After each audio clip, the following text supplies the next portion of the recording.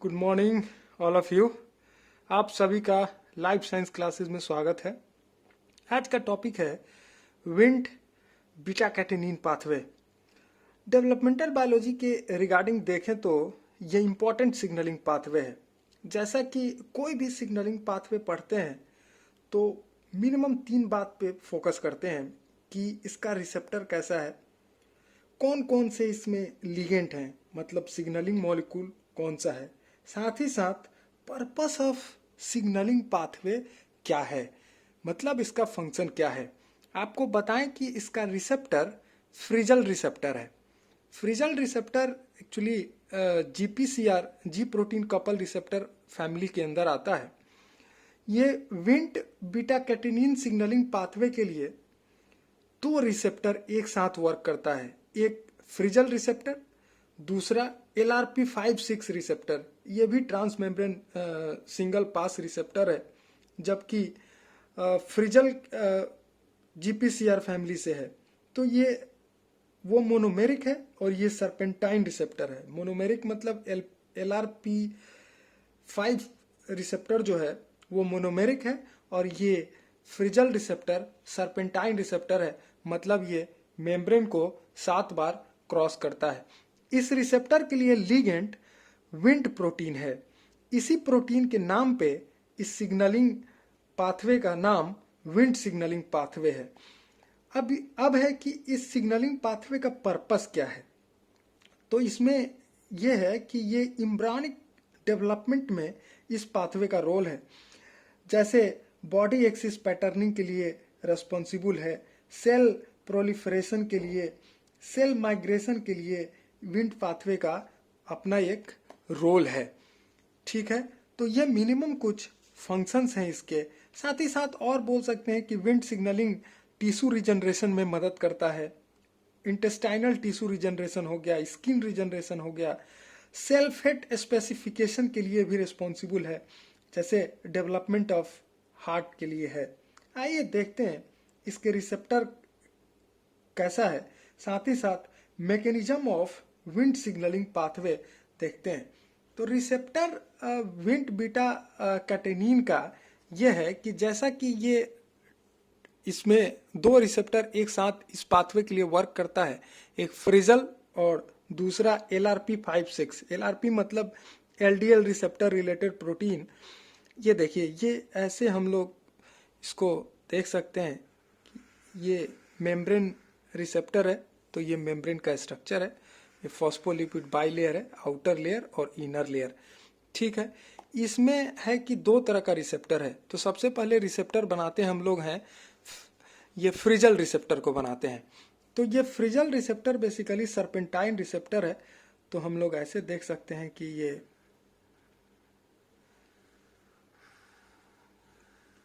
4 5 6 7, ये देखिए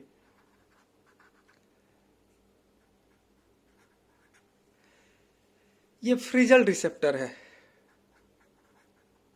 frizzle receptor है, ये जीपीसीआर फैमिली से बिलोंग करता है। सरपेंटाइन रिसेप्टर है। ये इसका एलबीडी डोमेन है, लिगेंड बाइंडिंग डोमेन। और इसका कैरेक्टर ये है कि ये सिस्टीन रिच होता है, सिस्टीन एमाइनो एसिड रिच इसका एलबीडी होता है।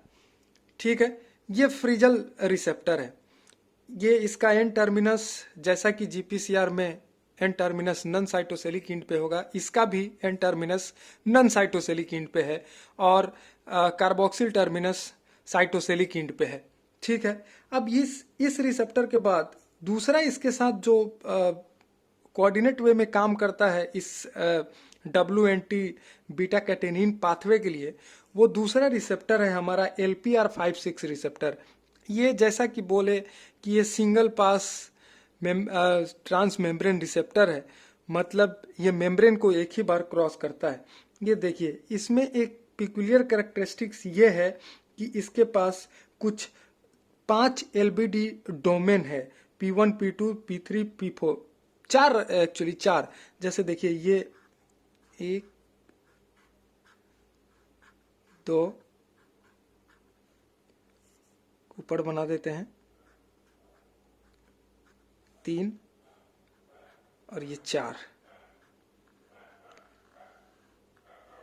कार्बोक्सिल डोमेन है। देखिए ये सिंगल पास ट्रांस मेम्ब्रेन है।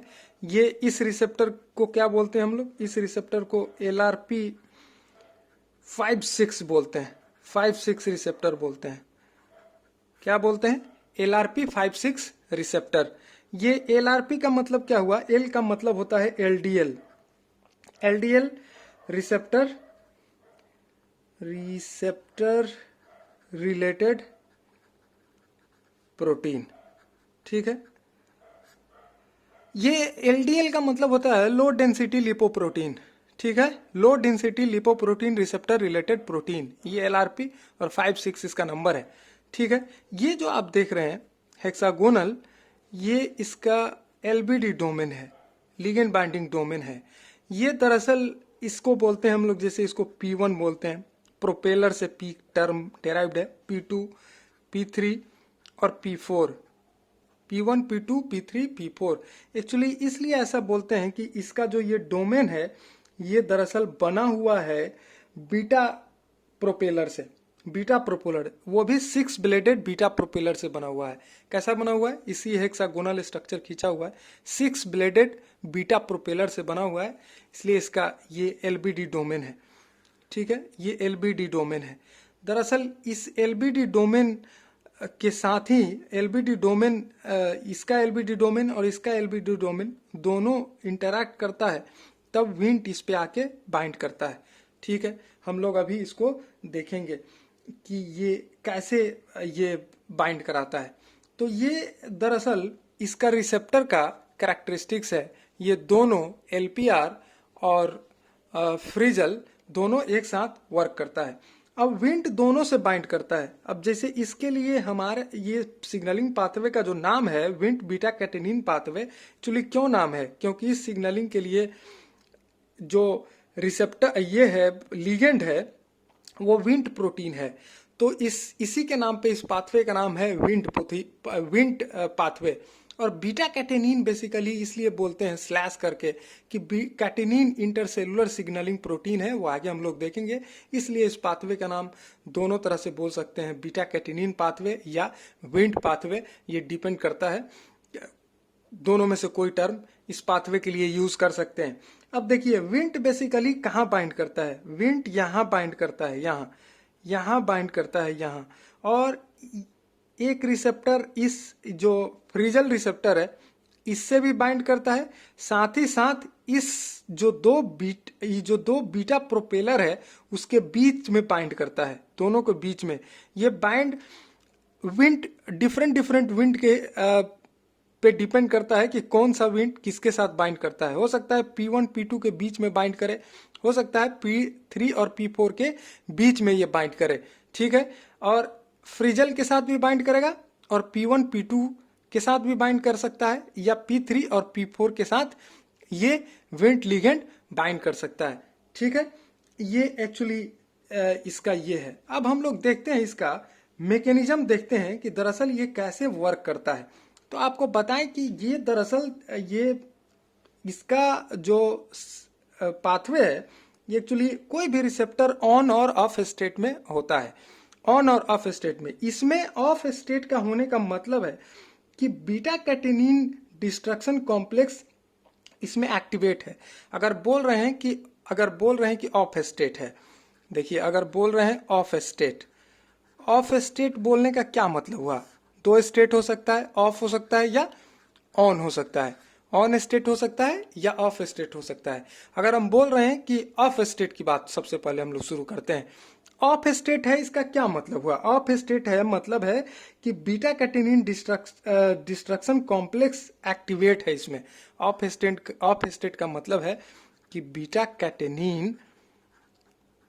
कैटेनिन डिस्ट्रक्शन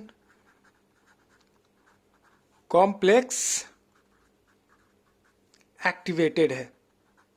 यही इसके उल्टा ऑन स्टेट के अंदर beta catenin destruction complex activated नहीं होता है, ठीक है। इस कॉम्प्लेक्स के प्रोटीन को देखते हैं और यही बताएं कि जो ये बीटा कैटेनिन है यह एक तरह का ट्रांसक्रिप्शन फैक्टर है। ये बीटा कैटेनिन आगे हम लोग देखेंगे, ये ट्रांसक्रिप्शन फैक्टर की तरह एक्ट करता है और टारगेटेड जीन को एक्सप्रेस कराने में मदद करता है।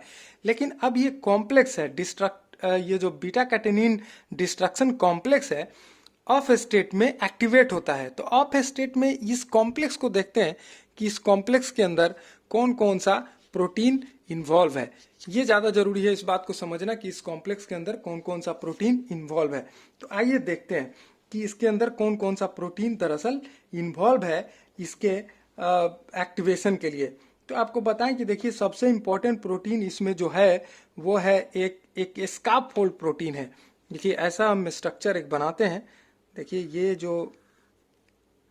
एक प्रोटीन है, ये प्रोटीन है, ये स्कार्फोल्ड प्रोटीन है। स्कार्फोल्ड का मतलब समझते हैं आप।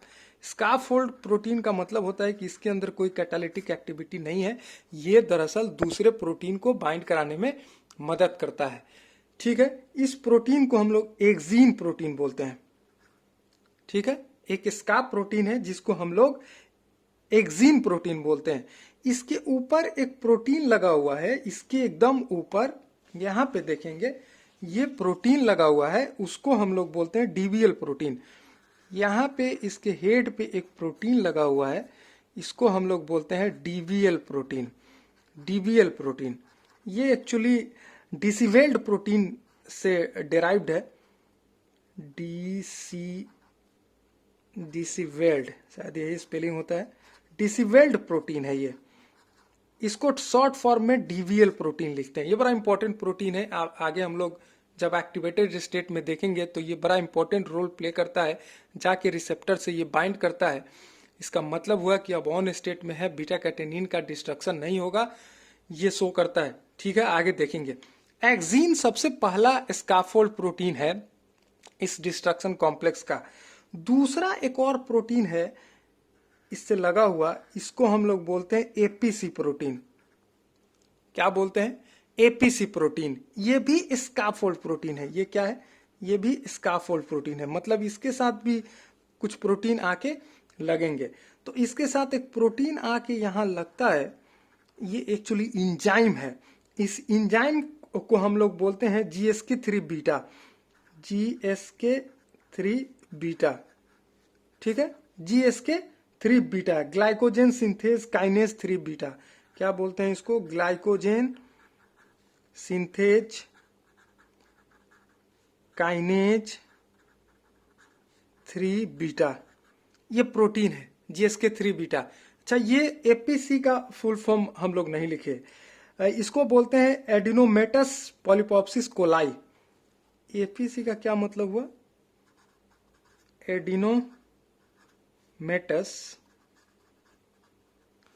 एडिनोमेटस पॉलीपोसिस कोलाई, इससे फुल फॉर्म है एपीसी। ये स्कार्फोल्ड प्रोटीन है इस डिस्ट्रक्शन कॉम्प्लेक्स का। ठीक है, यहां पे एपीसी के साथ एक इंजाइम लगा है जिसको बोलते हैं GSK3 बीटा। ठीक, इसके साथ एक्जीन के साथ एक और आके प्रोटीन लगता है, वो भी दरअसल एक तरह का इंजाइम है। इसको हम लोग बोलते हैं CK1 अल्फा। क्या बोलते हैं? CK1 अल्फा, मतलब कैसीन काइनेज 1 अल्फा इसका फुल फॉर्म है। कैसीन काइनेज 1 अल्फा इसका फुल फॉर्म है। ठीक है, ये सारा कॉम्प्लेक्स को एक साथ हम लोग डिस्ट्रक्शन कॉम्प्लेक्स बोलते हैं।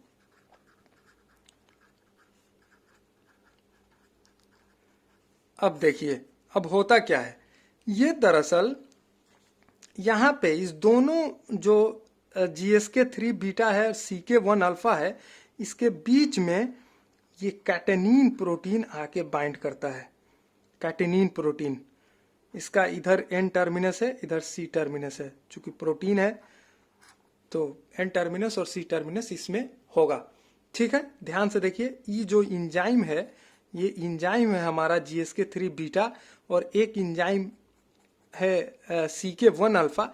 इसके बीच में दोनों के कैटालिटिक सेंटर पे आके ये कैटेनिन प्रोटीन आके इसके साथ बाइंड करता है। ठीक है, ये बाइंड किया। अब देखिए होता क्या है एक्चुअली, अब ये एक्चुअली काइनेज है, ये CK1 अल्फा और GSK3 बीटा दोनों सेरीन थ्रियोनिन काइनेज है। मतलब ये फॉस्फोरिलेट करेगा। किसको फॉस्फोरिलेट करेगा? इस कैटेनिन को फॉस्फोरिलेट करेगा। अब देखिए कैटेनिन को हम लोग देखते हैं, यहां अलग से निकाल के देखते हैं। ये N टर्मिनस है इसका, ये हमारा C टर्मिनस है। ठीक है, ये क्या है? ये कैटेनिन है, बीटा कैटेनिन। ये बीटा कैटेनिन जिसको हम यहाँ दिखाए हुए हैं, ये बीटा कैटेनिन यही स्ट्रक्चर है। अलग से वहां कॉम्प्लेक्स हो जाएगा इसलिए अलग से दिखा रहे हैं। इसमें देखिए इसमें होता क्या है कि ये जो CK1 अल्फा है, सबसे पहले ये दोनों के पास काइनेज एक्टिविटी है, लेकिन इस कैटेनिन को सबसे पहले फॉस्फोरिलेट CK1 अल्फा करेगा। ठीक है, इसको प्राइमिंग फॉस्फेट बोलते हैं। ये बीटा कैटेनिन सबसे पहले सेरीन पे फॉस्फोरिलेशन करेगा। ये सेरीन, ये जो हमारा सेरीन है, इस सेरीन का नंबर बेसिकली स्पेसिफाइड है कि serine number 45 will be phosphorylated first by a kinase CK1 alpha. ठीक है, ये क्या करेगा कि इसको फॉस्फोरिलेट करेगा, जो यहां अलग से हम दिखा रहे हैं। ये सेरीन नंबर 45 को ये फॉस्फोरिलेट करेगा। ठीक है, उसके बाद दूसरा प्रोटीन जो फॉस्फोरिलेट होगा, मतलब कैटेनिन का दूसरा एमिनो एसिड जो फॉस्फोरिलेट होगा वो है थ्रियोनिन। ये थ्रियोनिन का नंबर ये है कि ये थ्रियोनिन 41 फॉस्फोरिलेट होगा। Threonine 41 will be phosphorylated. लेकिन यहां याद रखना है कि ये इसका फॉस्फोरिलेशन दरअसल GSK3 बीटा द्वारा होगा। किसके द्वारा? GSK3 बीटा द्वारा, मतलब ग्लाइकोजन सिंथेज काइनेज 3 बीटा द्वारा इसका फॉस्फोरिलेशन होगा थ्रियोनिन का। और थ्रियोनिन का स्पेसिफिक नंबर है 41।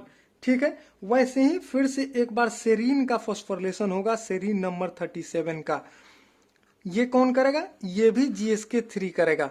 ठीक है, एक और सेरीन है यहाँ पे, एक और सेरीन है, इसका भी फॉस्फोरिलेशन बेसिकली GSK करेगा। ये 33 नंबर ऑफ सेरीन है। ठीक है, देखिए हुआ क्या, सबसे पहले CK1 अल्फा फॉस्फोरिलेट किया सेरीन 45 को। ठीक है, सिर्फ सिंगल फॉस्फोरिलेशन ये करता है, इसलिए प्राइमिंग फॉस्फेट इसको बोलते हैं। ठीक है, दूसरा GSK3 बीटा जो दूसरा हमारा ये इंजाइम्स है, काइनेज है, ये दरअसल किसको किया? थ्रियोनिन 41 पोजीशन पे जो है उसको फॉस्फोरिलेट किया। फिर सेरीन नंबर 37 को फॉस्फोरिलेट किया, यही GSK3। फिर सेरीन नंबर 33 को ये फॉस्फोरिलेट किया। दरअसल ये फॉस्फोरिलेशन बेसिकली हुआ इसके द्वारा। अब देखिए अब क्या होगा कि ये जैसे फॉस्फोरिलेट हो जाता है, जैसे ये जो हमारा फॉस्फोरिलेशन हो गया, इस फॉस्फोरिलेशन होने से क्या होगा इसको ध्यान से देखिए। ये जैसे फॉस्फोरिलेट हो जाता है तो इसके फॉस्फोरिलेशन से हो गया क्या कि इसके साथ एक और प्रोटीन, इस फॉस्फोरिलेटेड स्टेट के साथ यहाँ पे एक और प्रोटीन आके बाइंड करता है। यहाँ एक और प्रोटीन आके बाइंड करता है जिसको बोलते हैं बीटा TRCP प्रोटीन। इसको क्या बोलते हैं? Beta TRCP protein. ये दरअसल बड़ा इंपॉर्टेंट प्रोटीन है। ये क्या करता है कि ये यूबिक्विटिनेशन करता है बीटा कैटेनिन का। मतलब ये बीटा कैटेनिन पे यूबिक्विटिन ग्रुप ऐड करता है, यूबिक्विटिनिन ग्रुप ऐड करता है, यूबी से इसको लिखते हैं। ये किस पे करता है? ये कौन करता है? बीटा TRCP प्रोटीन करता है। ये क्यों करता है? ये एक तरह का टैगिंग है कि हाँ ये प्रोटीन है जिसका डिग्रेडेशन होना है, और इसलिए ये टैग लगा हुआ है इस पे डिफ्रेंशिएट करने के लिए कि किस प्रोटीन का डिग्रेडेशन है। तो जिस प्रोटीन में यूबी लगा हुआ है मतलब कि इसका यूबिक्विटिनाइजेशन होना है। अब देखिए ये कौन करता है? प्रोटियोजोम कॉम्प्लेक्स के थ्रू इसका डिग्रेडेशन होगा। जैसे यूबिक्विटिन लग गया है इसके अंदर, यूबिक्विटिन जैसे इसके ऊपर लगा हुआ है बीटा कैटेनिन के ऊपर, तो इसका मतलब है कि इसका अब डिग्रेडेशन होना है। मतलब कि अब क्या होगा कि प्रोटीजियोम कॉम्प्लेक्स जो हमारा है, जैसे ये देखिए, ये जो हमारा ये एक तरह का च्यू मशीन है, च्यू है। ये क्या करेगा कि ये जो हमारा टैग्ड लग चुका है यूबिक्विटिनेटेड कैटिनिन, ये जो कैटिनिन है इसका इसके थ्रू, क्योंकि ये जो कॉम्प्लेक्स है इसको हम लोग बोलते हैं प्रोटियोजोम कॉम्प्लेक्स, प्रोटियोजोम कॉम्प्लेक्स। इसके अंदर बहुत सारा इंजाइम है, हाइड्रोलिटिक इंजाइम, जो प्रोटीन को हाइड्रोलाइज करता है। अब ये जैसे कैटिनिन इसके अंदर, ये बैरल शेप्ड है, इसके अंदर जैसे इंटर करेगा ये क्या करेगा कि ये इसको ब्रेक कर देगा एमिनो एसिड में। कभी कभी पूरे एमिनो एसिड में ना फर्मेंटाइज करके ये कुछ पार्टिकुलर स्मॉलर पॉलीपेप्टाइड में ये ब्रेक करता है। ठीक है, ऐसे तोड़ दिया इस कैटिनिन को, इस कैटिनिन का ब्रेकेज हो गया। तो ये कब हो रहा है? जब ऑफ है, मतलब कैटिनिन ये जब रिसेप्टर हमारा ऑफ कंडीशन में है। लेकिन एक और बात इसके साथ चर्चा करना है कि ये तो डिग्रेडेटिंग कॉम्प्लेक्स जो बना ये कैटिनिन के डिग्रेडेशन के लिए रिस्पॉन्सिबल था, ये देखें हम लोग। लेकिन ये देखते हैं कि जीन लेवल पे इसका क्या इफेक्ट होगा। जैसे इसको जीन लेवल पे देखते हैं कि ऑफ स्टेट में इस बात पे भी चर्चा कर लेते हैं कि साइटोप्लाज्म में जो बीटा कैटोनिन नहीं है तो टारगेटेड जीन का ट्रांसक्रिप्शन कैसे रिप्रेस होगा, माने वो जीन कैसे उसमें आके वहाँ पे रिप्रेसर, उस पार्टिकुलर टारगेटेड जीन के प्रमोटर पे ये आके रिप्रेसर कैसे बाइंड करेगा और उस टारगेटेड जीन के एक्टिवेशन को रिप्रेस करेगा, उसको देखते हैं कैसे करता है। चलिए, होता क्या है कि इसके लिए देखिए, इसके लिए ये मान लिया कि ये प्रोमोटर है, ठीक है, ये हमारा प्रोमोटर है। ये हम लोग ध्यान रहे, ये हम लोग बात कर रहे हैं ऑफ स्टेट का, बात कर रहे हैं ऑफ स्टेट का, ठीक है, इसमें कंफ्यूजन नहीं होना चाहिए। अब देखिए होता क्या है कि इसके लिए इस प्रोमोटर पे विंट रेस्पॉन्स, इस प्रोमोटर पे क्या है, विंट रेस्पॉन्स एलिमेंट है, रेस्पॉन्स एलिमेंट है। इस विंट रेस्पॉन्स एलिमेंट में कंजर्व्ड बेसेस हैं। जैसे इस रेस्पॉन्स का बेस अगर देखें हम तो आपको दिखेगा सी, आपको दिखेगा सी, फिर दिखेगा टी, फिर दिखेगा आपको टी, फिर दिखेगा आपको टी, फिर दिखेगा आपको जी और फिर डब्लू। यहाँ देखते हैं ये डब्लू और डब्लू, डब्लू डब्लू नॉमेनक्लेचर होता है जिसका मतलब होता है आइदर ए और टी। न्यूक्लियोटाइड का नॉमेनक्लेचरिंग में डब्लू का मतलब आइदर ए और टी। और यहाँ पे अगर नहीं लिख रहे हैं मतलब कि इस स्टैंड के अंदर इसका कम्प्लीमेंट्री आपको पता है कि सी है तो जी होगा, यहाँ जी होगा, यहाँ ए होगा, यहाँ ए होगा, यहाँ ए होगा, यहाँ डब्लू है तो कुछ भी हो सकता है, ठीक है। तो ये विंट रेस्पॉन्स एलिमेंट ये है। इस जीन पे आके एक ट्रांसक्रिप्शन फैक्टर लगा हुआ रहता है जिसको हम लोग बोलते हैं, इसको बोलते हैं TLE। क्या बोलते हैं इसको? TLE, ठीक। ये क्या है? ये दरअसल रिप्रेसर है। ये क्या है? रिप्रेसर है। ये रिप्रेसर है, रिप्रेसर। ये रिप्रेसर दरअसल ये इसको एक और नाम से जानते हैं, ग्राउचो रिप्रेसर, ग्राउचो रिप्रेसर भी इसको बोलते हैं, ठीक है। इस रिप्रेसर से पहले एक बात बताना आपको भूल गए कि इस पे एक ट्रांसक्रिप्शन फैक्टर इस रिप्रेसर के पहले लगा हुआ है। यहाँ देखिए, ये ट्रांसक्रिप्शन फैक्टर एक लगा हुआ है। इस ट्रांसक्रिप्शन फैक्टर को हम लोग बोलते हैं TCF/, इसको हम लोग बोलते हैं TCF/, TCF का मतलब टी सेल फैक्टर है। TCF का फुल फॉर्म होता है टी सेल फैक्टर। इसी को हम लोग एक और बोलते हैं LEF, TCF/LEF। देखिए ये इसको क्या बोलते हैं हम लोग? Lymphoid enhancer factor, lymphoid enhancer factor. देखिए फिर से बोल रहे हैं, ये जो हमारा विंट रेस्पॉन्स एलिमेंट है प्रमोटर पे, इसका स्पेसिफिक अपना एक कंजर्व न्यूक्लियोटाइड स्ट्रेच है, ठीक है। ये हम लोग CCT, TT, G, WW है। इस पे ट्रांसक्रिप्शन फैक्टर दरअसल है। ये ट्रांसक्रिप्शन फैक्टर कौन है? TCF माने टी सेल फैक्टर, या LEF माने लिम्फोइड इन्हांसर फैक्टर। ये दोनों लगा हुआ है। अब इसके ऊपर जब इस जीन को रिप्रेस करना है तो यहाँ TLE नाम का रिप्रेसर आके लगा हुआ है। इस रिप्रेसर का एक और नाम है ग्राउचो रिप्रेसर। ग्राउचो रिप्रेसर TLE दरअसल ट्रांसड्यूसिन लाइक इनहांसर को बोलते हैं। TLE का मतलब क्या हुआ? ट्रांसड्यूसिन लाइक इनहांसर। ठीक है, ये क्या किया दरअसल, ये किया।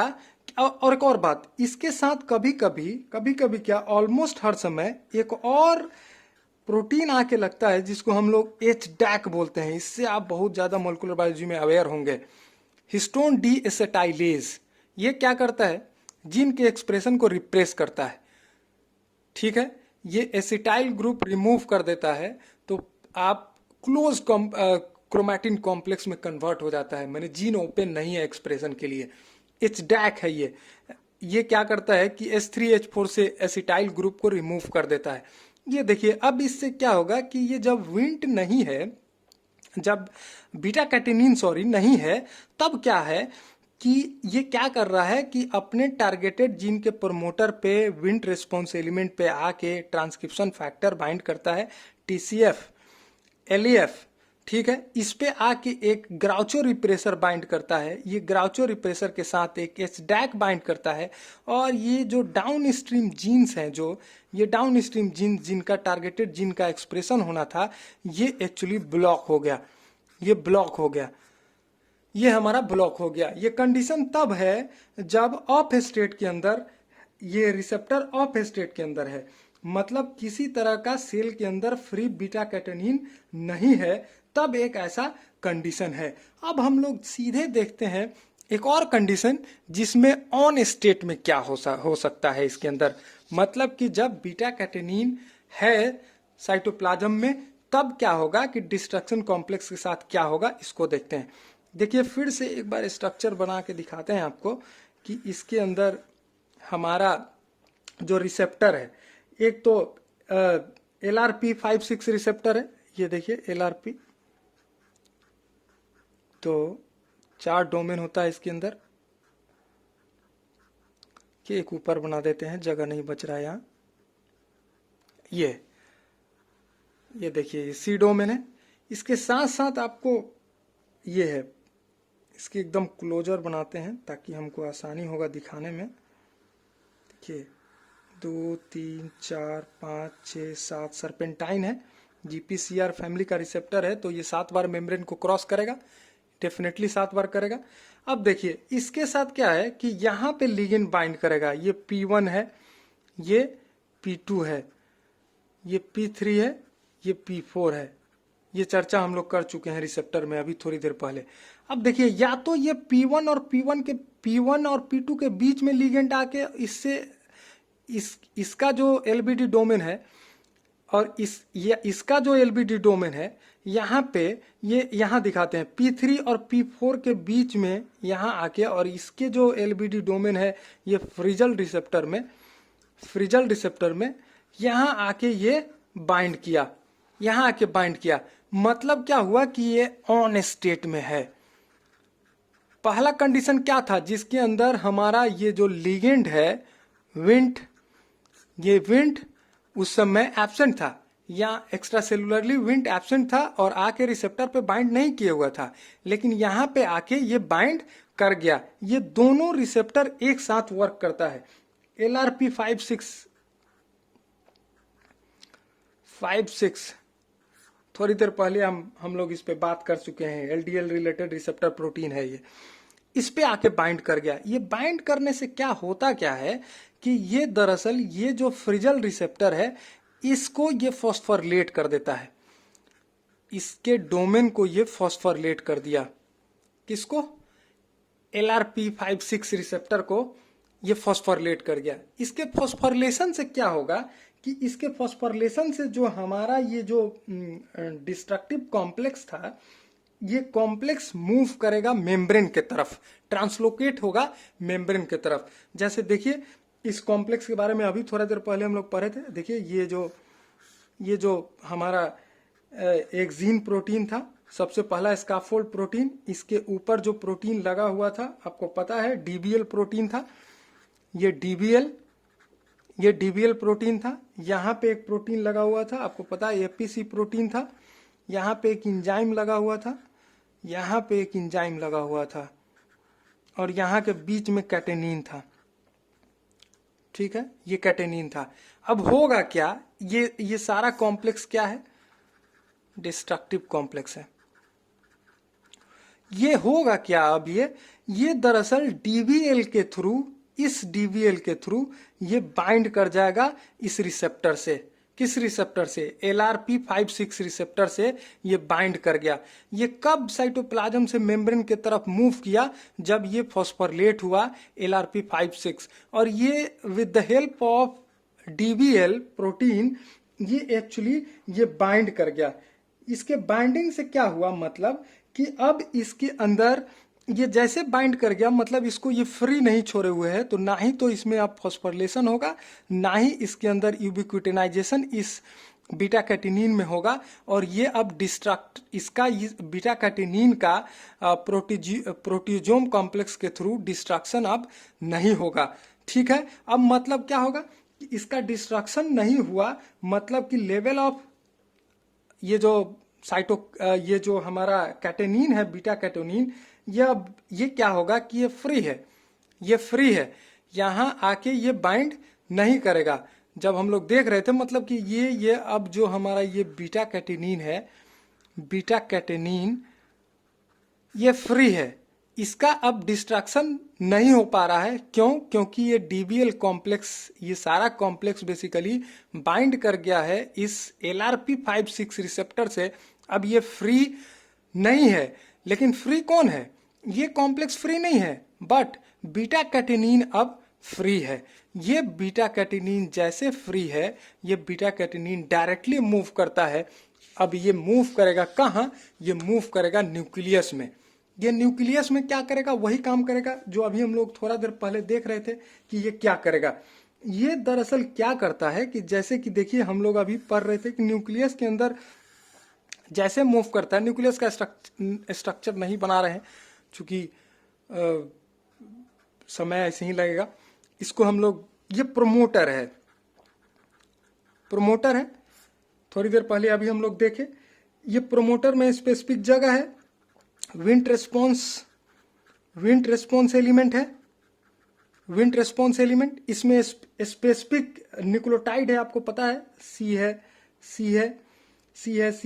उसके बाद टी है, यहाँ पे भी टी है, ट्रिपल टी होता है, टी है, उसके बाद यहाँ जी है, यहाँ डब्ल्यू है, यहाँ डब्ल्यू है, यहाँ डब्ल्यू है। डब्ल्यू का मतलब हम फिर से बोल रहे हैं ए और टी हो सकता है। ठीक है, अब देखिए यहाँ होता क्या है कि दरअसल एक ट्रांसक्रिप्शन फैक्टर इस विंड रेस्पॉन्स एलिमेंट से आके बाइंड करता है। देखिए यहाँ एक ट्रांसक्रिप्शन फैक्टर आके बाइंड किया, उस ट्रांसक्रिप्शन फैक्टर को TCF बोलते हैं। अभी थोड़ी देर पहले आपसे चर्चा हुई है, TCF/LEF बोलते हैं इसको। ठीक है, टी सेल फैक्टर बोलते हैं। तो ये एक्चुअली क्या है, ये ट्रांसक्रिप्शन फैक्टर है, ये ट्रांसक्रिप्शन फैक्टर है।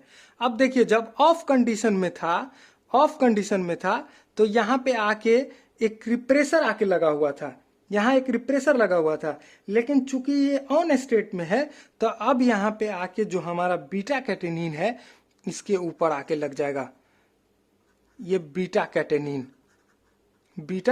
कैटेनिन आके ये लग जाएगा। अब यहाँ पे बीटा कैटेनिन दरअसल ट्रांसक्रिप्शन को एक्टिवेटर की तरह एक्ट करेगा। ये क्या करेगा, ये ट्रांसक्रिप्शनल